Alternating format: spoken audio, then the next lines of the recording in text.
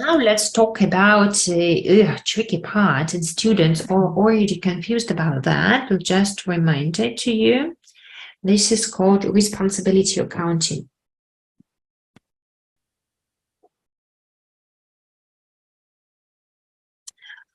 What does it mean? Well, look, when we talk about the company, then the managers that we are going to assess, they can impact a different stuff.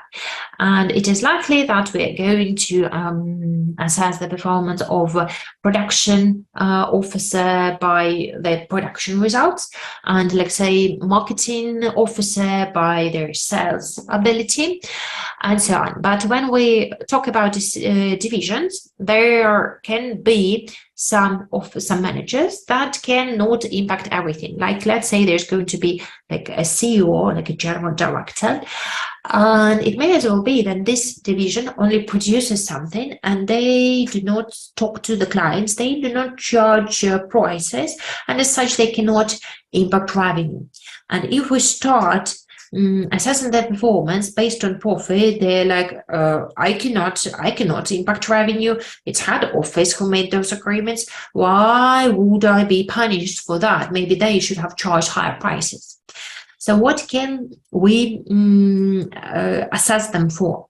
Well, this is called responsibility accounting, and the logics of responsibility accounting is that the managers should be rewarded for something that they can control.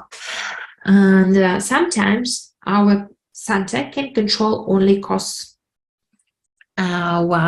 Let's say their production center, and this production center is going to produce something for the group.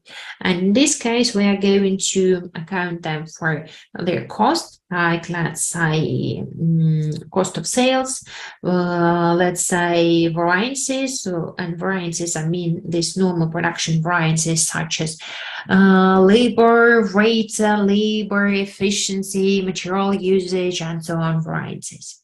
So they cannot control revenue, so we cannot appraise them based on anything that has revenue inside, including profits. But there are some divisions that can control revenue and revenue only. So this is selling division. Selling division says, well, I cannot control cost. This is production division. Tell them that they have to be more efficient. I can only control the prices that is set to the client. And in this case, we will just measure them based on some revenue-based metric, maybe market share, revenue growth, and so on. Well, this does not happen quite often. This is kind of like exception.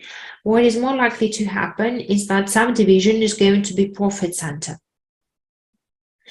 And profit center means that they are able to control both cost and revenues. And as such, we are able to measure their success based on profits. And why is it better? Well, see, because, sometimes we need to increase our cost to get more revenue. Well, let's say we buy cheaper raw materials, and that allows us to produce a better product, and this means that we get more customers and they're willing to charge higher margins. So yes, on one hand the costs are higher than expected, but on the other hand the profit is better, and profit is more important for the shareholders because it is closer to their shareholders' wealth increase. That is just cost control or revenue. And finally, there may be a division that is able to control its investment. Investment means the change in non-current assets, investment center. So change in non-current assets, and then we can control them by return on investment, residual income, and maybe NPV. So we will calculate NPV, but not forward, but backward. Well, we say, okay, well, 3 years ago you had investment of that, and then you received these operating cash flows in the previous year, and in this year, and this year. So let's recalculate NPV. Is it above zero or not? Okay, and this is like the basic logics of responsibility center, sign that we can punish people only or reward them only for something that they can control. But from the point of view of performance management, it works in a tricky way.